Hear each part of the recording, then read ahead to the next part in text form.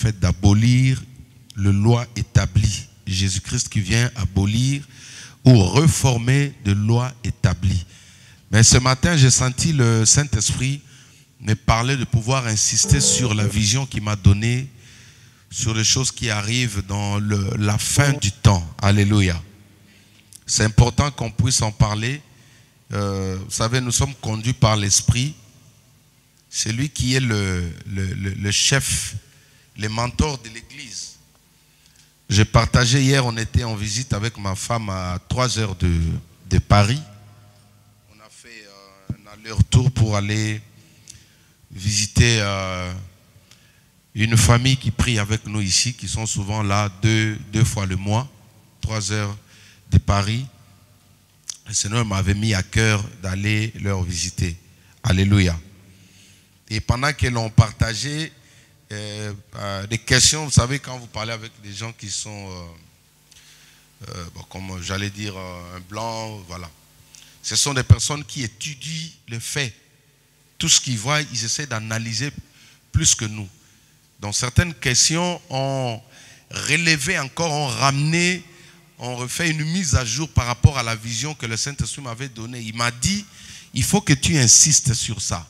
Alléluia. Il faut que tu parles, il ne faut pas donner ça comme quelque chose qui passe, parce que c'est important que l'Église, que mon peuple sache que je suis à la porte. Alléluia. C'est ainsi que je voudrais ce matin exhorter sur le retour de notre Seigneur. Je voudrais exhorter pendant quelques minutes sur l'enlèvement. Quelque chose qui est réel, que nous tous, nous sommes en train d'attendre, dont on ne fait pas mention. Aujourd'hui, le monde semble nous donner l'espoir que les choses vont changer, vont évoluer dans le sens positif. Mais j'aimerais vous dire que ça, ce n'est que le début de la destruction. Il n'y aura pas de paix dans le monde. C'est un message qui peut vous faire mal, mais c'est une vérité parce que nous tendons vers la fin des choses. Quelqu'un peut dire amen avec moi. J'aimerais que vous puissiez comprendre ça. Au jour d'aujourd'hui, les États-Unis ne peuvent pas calmer la tension qui est dans le monde. Ni le monde arabe. Il n'y a pas une personne qui a cette force, qui a cette capacité, qui a cette habilité de pouvoir mettre le calme dans le monde. Vous allez constater avec moi que avant d'élire les chefs d'État en place ici, il nous a fait des promesses. Les gens ont voté pour lui. Nous tous on disait, ah non, lui vraiment, voilà la situation va changer. Mais une fois arrivé en place, ce n'est plus la même personne. Et ça c'est pour tout, c'est dans tous les coins du monde. Pour dire à l'Église que même la politique n'attendait rien de bon auprès des politiciens. Alléluia. Pourquoi? Parce que c'est une réalité. C'est par rapport au temps, c'est la saison. Le monde tend vers la fin. Sur le plan physique, aujourd'hui, on est en train de parler, il y a un terme qui circule souvent, le réchauffement climatique. Alléluia. On nous dit que la couche d'ozone a pris des fissures et ça fait qu'aujourd'hui la température ne fait que s'augmenter. Alors un jour, on risque d'avoir une inondation. Pourquoi? Parce que vers le pôle Nord, la chaleur qui augmente aujourd'hui risque de dissoudre la glace qui est au niveau du pôle Nord et ça va créer une inondation partout. Un peu semblable à ce qu'on a vu, le tsunami, tout ça, les débordements de l'eau. Alléluia. Mais toutes ces choses, ce sont des protocoles, ce sont des messagers, ils annoncent l'arrivée d'un événement qui va étonner, qui va bouger le monde. Est-ce que l'Église est au courant de ces choses? Chaque semaine qui passe, il y a quelque chose d'anormal qui surgit, qui nous surprend, qui bouge, parfois qui enlève la paix, la joie qu'il y a dans nos cœurs. Quelqu'un dira, mais les promesses que Dieu nous a données, c'est que je suis en train de vous dire, dépasse la promesse que tu as. Certaines personnes, parfois, ne seront pas mariées. C'est pourquoi si l'occasion vous est donnée, profitez-en. Alléluia. Winnie, pourquoi tu m'as regardé comme ça? Est-ce qu'on peut acclamer le Seigneur? L'enlèvement, c'est quelque chose qui est réel. Elle est là. Je vais vous donner d'abord des exemples basiques pour faire comprendre même nos enfants. Vous avez aujourd'hui dans le monde du cinéma, ils sont en train de nous présenter, je ne sais pas, la téléportation, voilà. Ce terme-là, ça provient de quelque part. Ils se sont inspirés quelque part. L'enlèvement, c'est la téléportation d'un peuple qui est maintenant sur terre, qui va rejoindre son pays d'origine. Ça aura bien lieu. Alléluia. Quand nous voyons toutes ces choses-là, vous voyez quelqu'un être téléporté pour soi-disant aller se retrouver dans un autre monde. Et ils appellent ça de monde imaginaire. Mais c'est ça qu'on appelle l'enlèvement. C'est-à-dire que vous étiez ensemble avec une personne, tout d'un coup la personne disparaît, il se retrouve dans un autre monde. Mais j'aimerais, avant de lire la Bible, vous rappeler la vision que le Seigneur m'a montrée. Elle était claire. Comme je vous ai dit, je ne suis pas prophète, mais j'ai seulement le Saint-Esprit que vous avez. Alléluia. Parce que certaines personnes vont mettre l'accent pensant que les choses divines sont réservées qu'aux prophètes. Or, le Saint-Esprit, selon Joël 2, 28, est venu sur tout le monde. Chaque enfant de Dieu peut voir ce que le pasteur voit. Est-ce que quelqu'un m'entend? Vous avez l'accès libre aujourd'hui aux choses surnaturelles parce que vous avez le Saint-Esprit en vous. Qu'est-ce que j'ai vu concrètement? Le Seigneur m'a fait voir, c'était à 7 h du matin. Je me suis levé, je fais ma prière. Quand je finis, comme les enfants devaient se lever pour aller à l'école, je suis resté couché sur le canapé. Et le sommeil m'a encore emporté. Quelques secondes après, mais ma conscience était là. J'entendais comment les enfants parlaient ensemble. Je reçois une vision. Et dans la vision, je vois le ciel était à peu près comme ça. Il y avait du soleil. Et je vois une porte ouverte dans le ciel. Alléluia. Je vois une porte ouverte dans le ciel. C'est la toute première fois que je reçois cette vision-là. Je vois maintenant à l'intérieur là-bas, je vois des anges, c'est-à-dire des hommes bien habillés en blanc qui sont en train de circuler à l'intérieur. Et quand j'ai vu ça, dans ma conscience, je disais, Saint-Esprit, s'il te plaît, c'est tellement beau à voir, il ne faut pas couper cette vision. Laisse-moi contempler la gloire de Dieu. Laisse-moi contempler le ciel. Alléluia. Et au bout d'un certain temps, cette porte-là se refermait. Maintenant, je me retrouve, je suis en train de voir le nuage qui était en dehors du ciel. Là. Alléluia. Je vois le nuage. Quelque temps après, les nuages aussi se transforment, ça prend maintenant la forme des êtres. C'est-à-dire les anges que j'avais vus, je les vois maintenant là en face de moi. Ils étaient tellement nombreux, comme David l'a dit dans le psaume, que l'armée de l'Éternel se compte dans des myriades. Ils sont tellement plus nombreux que le démon. Est-ce que quelqu'un m'entend? Parce que le diable, quand il fut précipité, il a pris une portion des anges qu'il avait séduits. Il est descendu avec eux. Mais ceux qui sont restés là-bas, ils sont tellement nombreux que l'armée du diable ne peut pas faire face à l'armée de l'Éternel.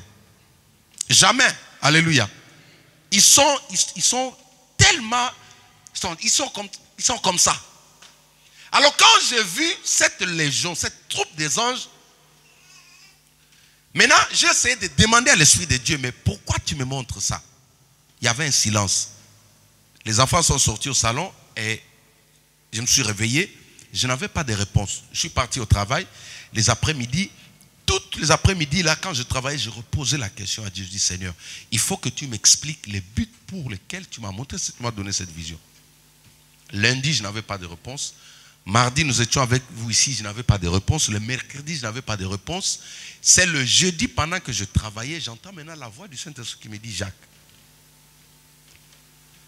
les anges que tu as vus à l'intérieur, ce sont ceux-là qui sont en train de préparer la table. Alléluia.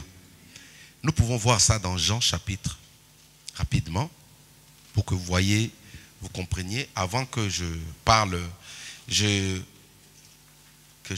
vous donne le verset de ce matin. Nous allons voir un peu dans Jean chapitre... alors c'est Jean chapitre 14, je crois. Je vais retrouver les versets. Ne soyez pas distraits, s'il vous plaît.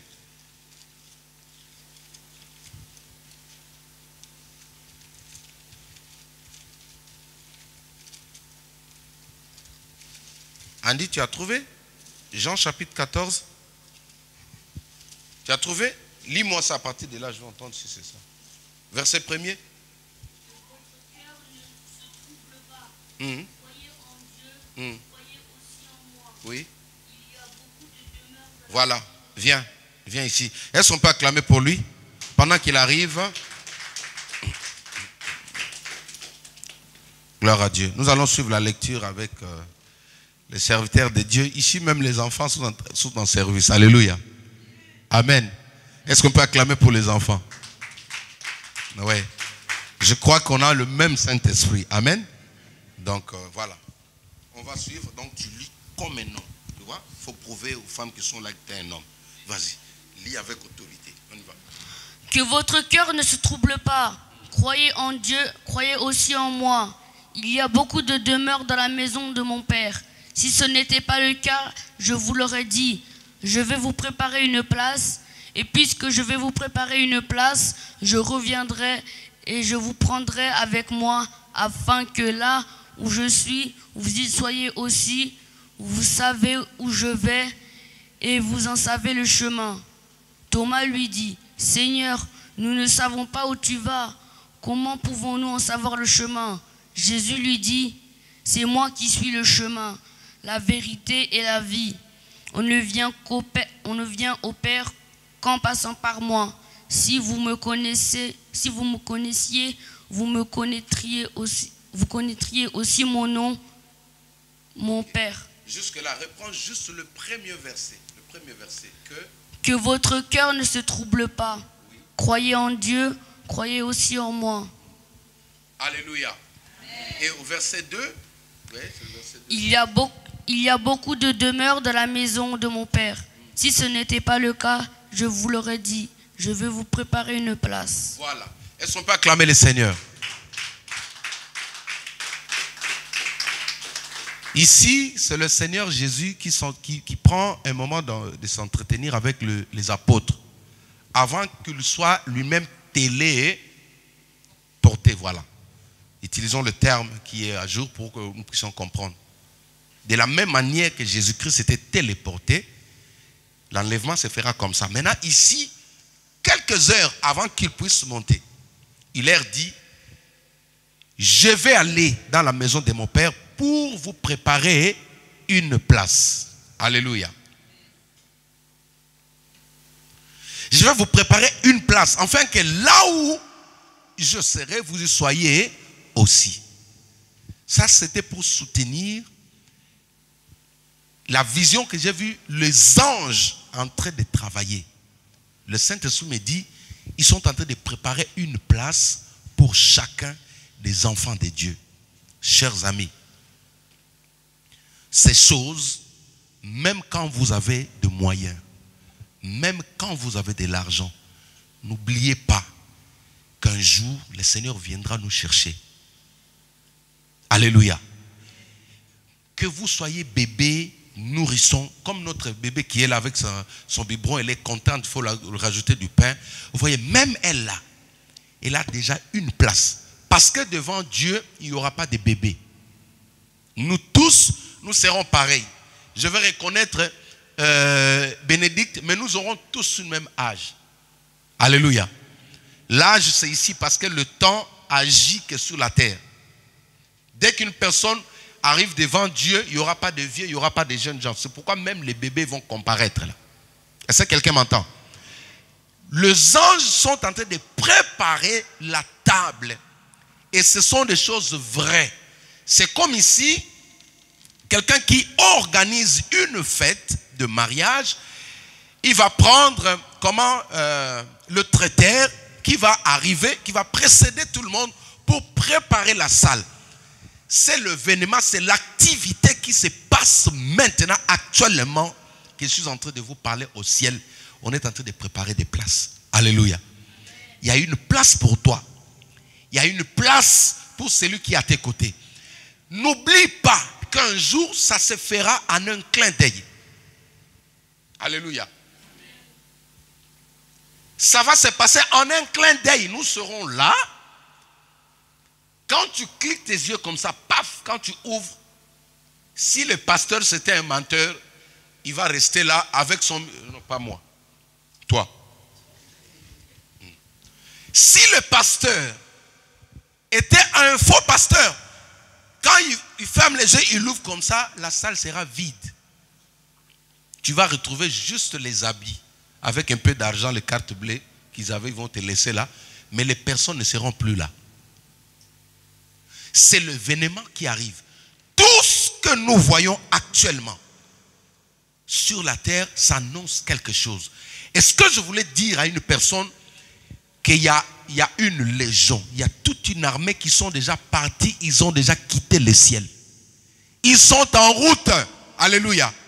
Ils sont en route. Alors, enfants de Dieu, quand tu comprends ces choses, ce n'est plus le moment de dire que non, moi je veux ça. Moi j'aime ça. Non, c'est le moment de se conformer par rapport à Christ. C'est le moment de suivre la parole de Dieu. Ça ne se négocie pas. C'est à prendre ou à laisser. Alléluia. Je vais vous inviter maintenant pour prendre notre texte principal. Dans 1 Thessaloniciens chapitre 4. Alléluia. Je vais vraiment être obéissant à l'Esprit de Dieu. Parce que quand le Saint-Esprit te donne des messages et que tu ne livres pas, tu ne délivres pas le message, il ne va pas te donner encore d'autres. Alléluia. Un livreur qui travaille chez vous, vous lui donnez des choses à livrer, il reste avec ça. Vous allez encore redonner encore? Non. Il doit vider d'abord. Il doit déposer. Ensuite, il revient, vous lui donnez encore. Le principe, c'est ça. Un pasteur est comme ça. Quand tu reçois un message de la part du Seigneur et que tu refuses de le livrer, le Seigneur ne te donne pas d'autres messages. Parce que tu as déjà quelque chose qui t'a donné. Nous allons faire la lecture rapidement. Je sais qu'on a des enfants qui veulent faire la lecture. Alors, 1 Thessaloniciens chapitre 4, nous allons commencer au verset 13. Est-ce qu'on écrit au verset 13? C'est vraiment un message simple, mais je voudrais qu'aujourd'hui, en partant d'ici, que tu comprennes qu'il y a quelque chose qui va arriver. Certaines promesses ne vont pas se réaliser. Parce que ça dépendra de la souveraineté de Dieu. 1 Thessaloniciens, chapitre 4, à partir du verset 13. Je vais faire la lecture. C'est bon? Nous ne voulons pas, frères, que vous soyez dans l'ignorance au sujet de ceux qui dorment, afin que vous ne vous affligez pas comme les autres qui n'ont point d'espérance. Dormir ici, le terme que nous utilisons aujourd'hui, c'est la mort. Mais les enfants de Dieu, en réalité, dorment. Est-ce que quelqu'un m'entend? Quand un enfant de Dieu rend l'âme, bibliquement parlant, on dit qu'il dort parce qu'il va se réveiller. Nous allons lire ça. Verset 14. Lisez avec moi dans vos Bibles. Car si nous croyons que Jésus est mort et qu'il est ressuscité, croyons aussi que Dieu ramènera par Jésus et avec lui ceux qui sont morts. Voici en effet ce que nous vous déclarons d'après la parole du Seigneur. Nous les vivants restés pour l'avènement du Seigneur, nous ne dévancerons pas ceux qui sont morts. J'explique et on va continuer. Alléluia. C'est-à-dire, si vous connaissez quelqu'un, un membre de votre famille qui avait reçu le Christ comme son Seigneur et son Sauveur, ça, c'est pour les enfants de Dieu. Si vous connaissez votre ami, votre copine, quelqu'un que vous aimez beaucoup, qui avait reçu le Seigneur Jésus comme son Seigneur et son Sauveur, il a prononcé, il a déclaré devant l'Église, devant les hommes, qu'il a reçu, qu'il a donné sa vie, son âme à Christ. La Bible dit que ces gens-là, nous les vivants, nous n'allons pas le dévancer. C'est-à-dire, au son de la trompette, quand la trompette va sonner, nous allons lire, nous allons vite au verset 16. Gardez vos Bibles ouvertes. Verset 16, la Bible dit, car le Seigneur lui-même a un signal donné à la voix d'un archange et au son de la trompette de Dieu. Descendra du ciel et les morts en Christ ressusciteront premièrement. Il y a un point. C'est-à-dire, tous nos frères qui sont morts en Christ, lors de l'enlèvement, il y aura un signal. Ce signal, ce serait une trompette qui va retentir dans le ciel. Et quand elle va retentir, j'ai vu ça récemment sur les réseaux sociaux, il y a eu un bruit un peu pareil, mais malgré ça, les gens, après, ils ont oublié ça. Quand la trompette va retentir dans le ciel, premièrement, tous les morts en Christ, ceux qui sont morts dans le naufrage, ceux qu'on a enterrés je ne sais où, dans tout le coin du monde, cette trompette-là va percer les oreilles de morts en Christ. Ils vont tous sortir de leur tombe. Alléluia. Ils vont entendre, c'est pourquoi la Bible dit, mes brebis connaissent ma voix et entendent ma voix. Tous les morts en Christ connaissent la voix du Christ. Exemple, dans Jean chapitre 11, vous avez l'exemple de Lazare. Est-ce que quelqu'un m'entend? Quand son père pleurait les jours de sa mort, parce que j'étais là à l'époque là. Pourquoi tu refuses? Bon, ok, on passe. Quand son père pleurait, moi j'étais là en train de calmer papa. Laisse Lazare, il était déjà avancé en âge. Mais non, mon fils, mon unique fils, je n'ai que des filles, il n'y a que lui, mon garçon. Le papa pleurait, mais la voix du papa là ne pouvait pas percer les oreilles de Lazare. Est-ce que quelqu'un m'entend? La maman a pleuré. La fiancée de Lazare, est-ce qu'elle avait une fiancée aussi? Bon, je ne sais pas. La fiancée a pleuré, mon chou, mon coucou, pourquoi tu m'abandonnes? Je ne peux plus manger si tu pars, tu me laisses avec mon chouchou. Tu devais m'amener au McDo, KFC, tu m'as promis tout ça. Malgré ça, Lazare n'a pas pu entendre la voix de son fiancé. Mais quand son Seigneur est arrivé, quand le Christ est arrivé, il a sonné la trompette. La Bible dit que le mort a entendu la voix de son Créateur, il s'est levé et sorti dans la tombe. Voilà un exemple qui vous donne une certitude que ce sont des choses vraies. Est-ce que quelqu'un m'entend? Ils vont sortir de leur tombe pour rejoindre, pour être téléportés. Voilà. Pour être téléportés dans les airs. Parce que le lieu de rencontre, ce sera dans les airs. Ils vont monter et ensuite, vous et moi, parce qu'il y a des gens qui ne mourront jamais. Dis amen avec moi. Mais ce n'est pas moi, c'est la Bible. Là, on dit, et nous les vivants. C'est pourquoi un enfant de Dieu ne peut pas confesser la mort. Parce que quelqu'un t'a dit tu vas mourir, toi tu dis aussi, moi, tu vas laisser le McDo avec qui? Là, il y a des nouveaux menus qui arrivent là. Tu vas laisser ça avec qui? Pourquoi tu es pressé de mourir? Même s'il y a crash d'avion, toi tu peux sortir vivant au nom de Jésus. Ben oui. Il ne faut jamais croire à la négativité parce que tout le monde, parce que le pilote a dit non. Moi je connais, il y a un frère, c'est un chantre aujourd'hui. L'avion est tombé, pouf, il est sorti l'unique survivant. Malgré qu'il a perdu ses jambes, maintenant aujourd'hui il chante pour Dieu sur fauteuil roulant. Le président là, c'est lui qui mettait les emballages sur la tête là. Yasser Arafat. Avion dans le désert, pouf, tout le monde.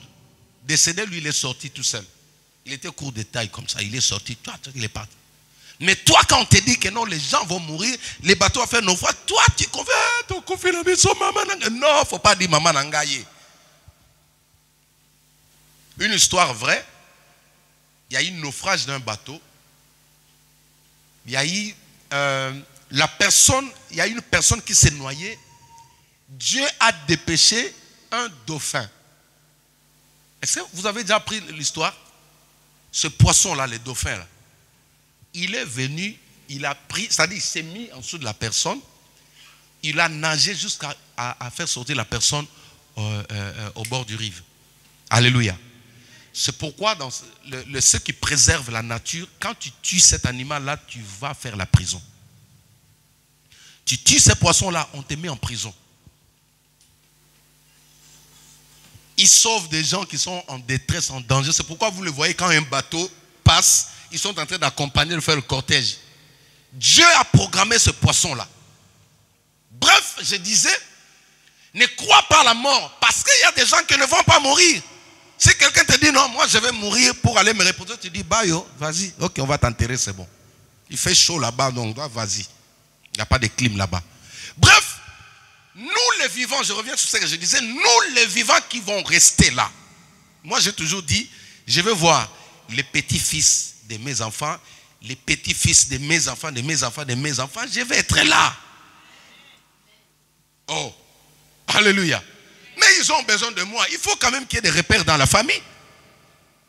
Oui, il faut qu'il y ait des repères. Ils vont dire, ah, l'autre grand-père, il commence à jouer avec toi. Il dit, tonton,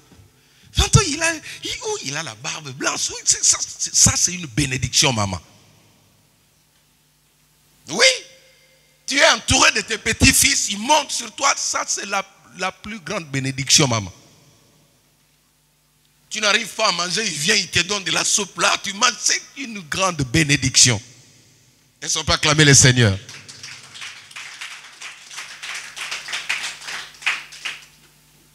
Nous, les vivants, nous serons transformés, métamorphosés. Cette corps-là, la chair va disparaître. Elle va tomber d'un seul coup comme de la poussière. Elle va rester. Nous allons maintenant avoir un même corps avec ceux qui nous ont précédés, et ensuite la téléportation qu'on appelle l'enlèvement va commencer. Les gens vont commencer à disparaître, à monter. Imaginez-vous la suite. Vous êtes dans un avion, le pilote c'était un chrétien. Vous avez un pilote chrétien. Vous êtes ici, je prends le métro ligne 14. Celui qui est au commandement là-bas, c'est un chrétien. Il appuie le bouton, le métro commence à aller à grande vitesse. Pouf, l'enlèvement se passe. Il n'y a personne pour freiner le métro à la prochaine station. Imaginez ce qui va arriver. C'est pourquoi la Bible dit qu'il y aura une très forte désolation. Chers amis, ce que je vous transmets de la part du Seigneur, ce n'est pas de l'amusement. Quand vous êtes chez vous, même quand vous roulez en voiture, comprenez qu'un jour, ça va se passer en un clin d'œil.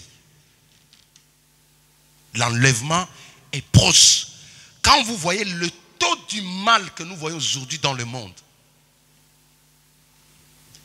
Hier, je disais à ma femme, je lui ai dit, tu vois toutes ces spéculations qui arrivent, toutes ces situations qui arrivent aujourd'hui, on entend parler des scandales de gauche à droite.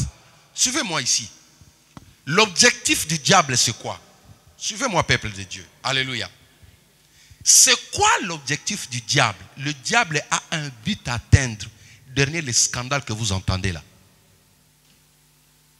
Il y a un principe dans la Bible, on dit, on frappera le berger et les brebis se disperseront. Le diable, il est en train de voir ça.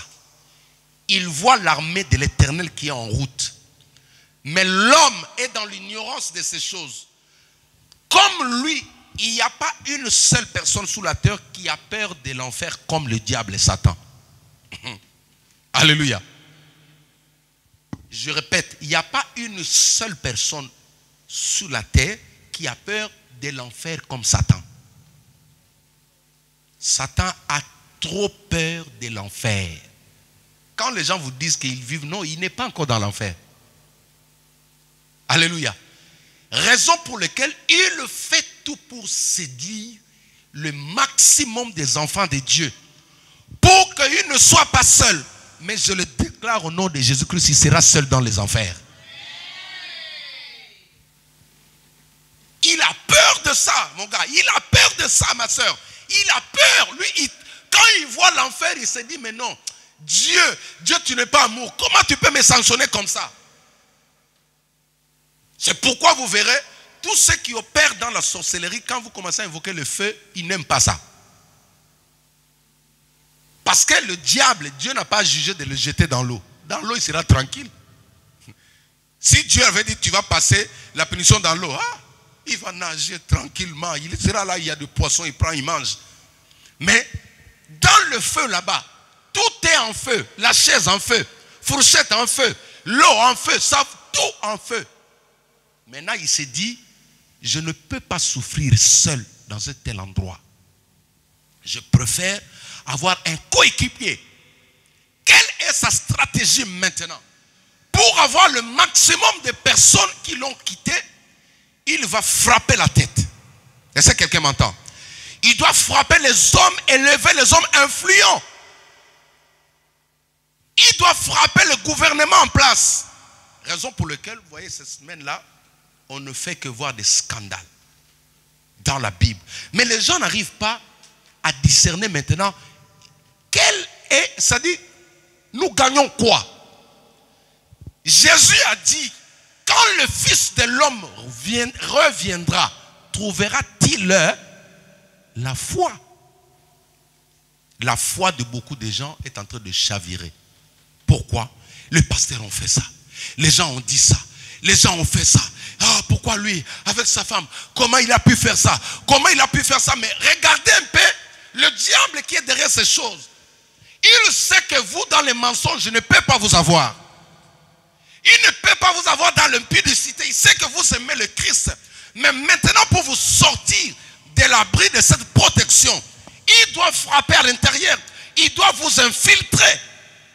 Il envoie des gens dans les églises pour déstabiliser. Il le frappe à l'endroit. Le diable connaît la guerre. Alléluia. Il connaît les normes, le principe de la guerre. Ce n'est pas un petit, il connaît la guerre. Il sait que pour gagner l'équipe de Barça, là, il faut casser les leaders. C'est qui? Messi? Je ne connais pas bien le foot. Voilà. Si vous mettez Lionel Messi dehors, c'est-à-dire l'équipe, ils sont déstabilisés déjà moralement.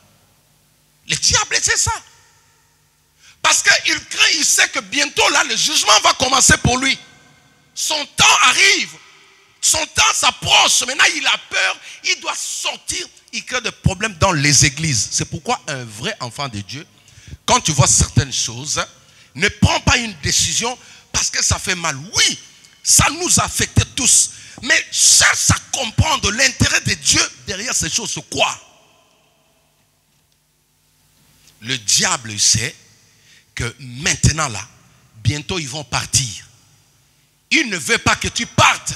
Ne sois pas distrait. Dis à ton voisin, ne sois pas distrait. Alléluia. L'enlèvement va se faire très bientôt. Maintenant, j'aimerais en quelques 5 minutes vous expliquer ce qui va arriver après.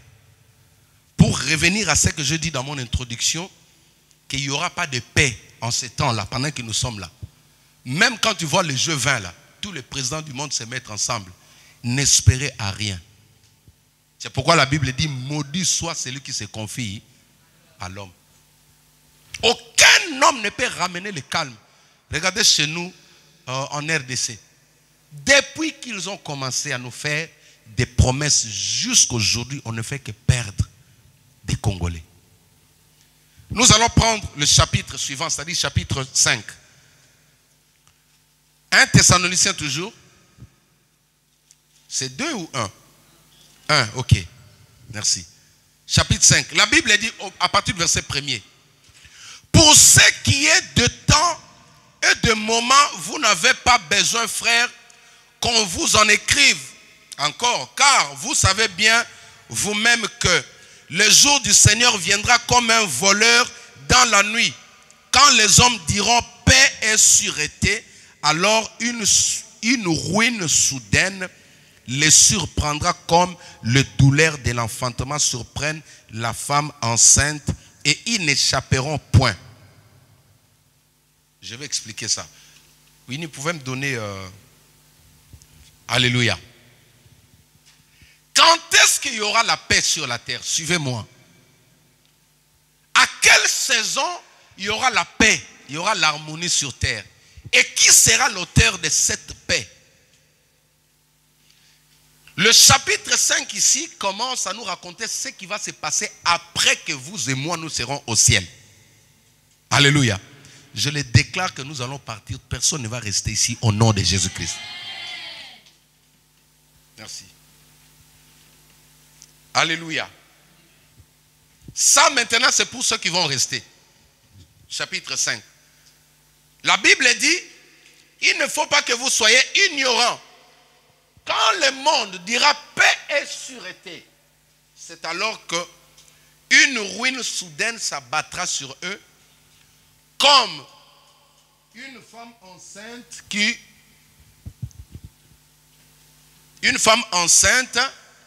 qui ressent la douleur d'enfantement, ça n'annonce jamais. Les mamans sont là, elles savent. Nous sommes maintenant au ciel, ceux qui sont restés, c'est-à-dire des voleurs, des brigands, hein? Les menteurs. Donnez-moi encore, qui encore? Qui encore? Le criminel. Donne-moi. Toi, tu as un nom, tu allais me dire. Qui encore?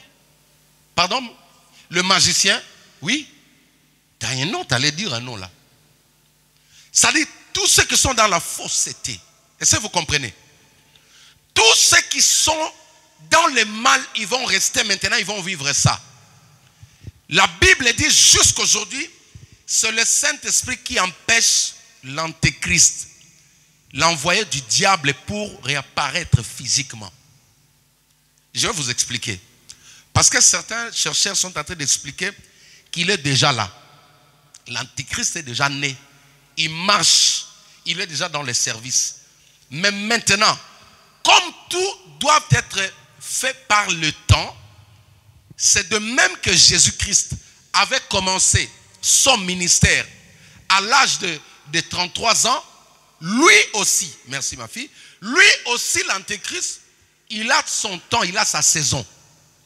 C'est-à-dire, il peut déjà être là, c'est le diable incarné qui marche, mais son onction ne peut pas influencer. Parce que c'est le Saint-Esprit qui gouverne maintenant. Le Saint-Esprit le bloque. Il ne peut pas donner des ordres comme il se doit. Parce qu'il y a un autre chef qui s'appelle le Saint-Esprit. Alléluia. Maintenant, quand le Saint-Esprit va partir, il sera comme quelqu'un, c'est-à-dire qu'il sera libre comme un poisson dans l'eau. C'est lui qui viendra établir la paix dans le monde.